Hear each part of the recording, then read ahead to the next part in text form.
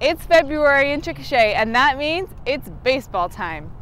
We opened the season on the road last weekend, and we play our first home games here at Bill Smith Ballpark on Sunday. Looking forward to a great season. Today we have Coach Ross on the team to talk about what to expect.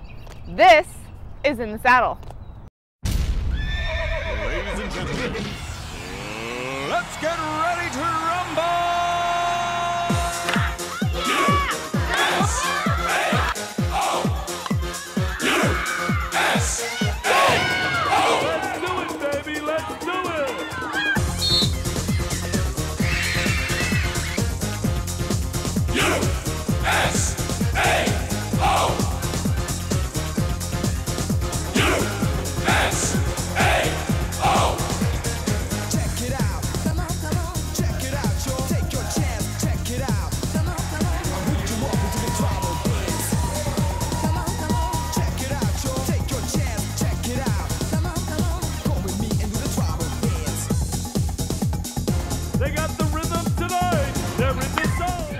Welcome to the show. Today we have baseball coach Mike Ross on the show to start talking about baseball. Welcome to the show. Thank you for having me. So baseball season started this past weekend. We went up to Texas College and we have our first home games, weather permitting, this weekend. Let's just say that. So what can the fans expect out of the Drovers this season? Well, hopefully they can expect to see a exciting game of baseball. Like you said, we opened up this past weekend, played pretty good defense. Pitched it really well, just thought we were a little too aggressive at the plate and tried to do too many things, so hopefully we can get that fixed. But we have a good club, and I think they'll be exciting to watch, so hopefully everybody will enjoy it when they come out and watch. And we went 2-2 against Texas College over the weekend, so what did the team learn from that? What are they going to bring back for the rest of the season? Well, I hope they learn to play more as a unit, especially on offense. We had some guys trying to do too many things on their own. And with our offensive lineup, we really don't need to do that. There's a lot of pieces of the puzzle. Not one guy has to carry us. We just need to keep the offense flowing throughout the game, and hopefully they learn to not take any games for granted and that you got to show up and play every pitch to the last out's made. And so who are some of the returners that we have coming back? Romas Caesar's playing center field again. Was here last year. Robert Summers will be at second. Blake Taylor behind the plate those are our returners in the field, and we've got David Garcia and Josh Goodman on the mound who are going to be counted on for some quality innings. But that's the bulk of our returners. We don't have a ton of returners, but the guys we have back are really good players. And what about some of the newcomers who've coming in? We've got quite a few of them. There's too many to name, but Zach Gonzalez has been playing first base. And we're going to work Chance Hill in the lineup over there as well. And shortstop, we've got Conrad Mueller and Austin Ardrey that are going to take up the bulk of the innings there. Heath Taylor will play third, and Jared Kuhn will be in the outfield, along with Brian Vigo Suarez, and probably Blake Pruitt will play some in the outfield as well. And then we've got, Newt Compton is back as well after coming off an injury. He's going to find his way in the lineup, and Jewett's going to be in the DH spot primarily all year. So.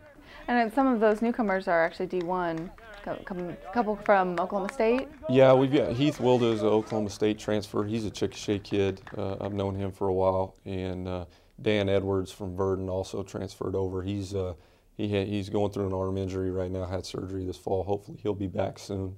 And Jared Kuhn, who's from Dale, played at McNeese State. So those are 3 D1 transfers, and we're looking for them to produce for us this year. The question that seems to be on everyone's mind is always the pitching staff. So who do we have there on the mound for us? Oh, we've got a bunch of them. Most of them are new. That was one thing I could take away from opening weekend was we pitched really well, which built some confidence for me and those guys. Outside of Garcia and Goodman, it's a bunch of new faces. Eddie Cervantes started game 1 for us. Transfer from Western Oklahoma State, good player. He's from Dover. He's going to be counted on. Seth Sturgeon is another guy that we'll count on. We've got 2 Canadian pitchers, Adam Wilson and Simon Mitchell, who we're going to count on a great deal. Blake McMullen is going to be a guy out of the bullpen, Kevin Schultz. The list goes on as far as pitchers. And it's going to take some time. This whole month of February, I've got to find out who can pitch and who can't. and then base our conference rotation off of that. And we've got, as always, a very tough conference. We have 4 teams in the top 25, and 3 of those are actually in the top 10.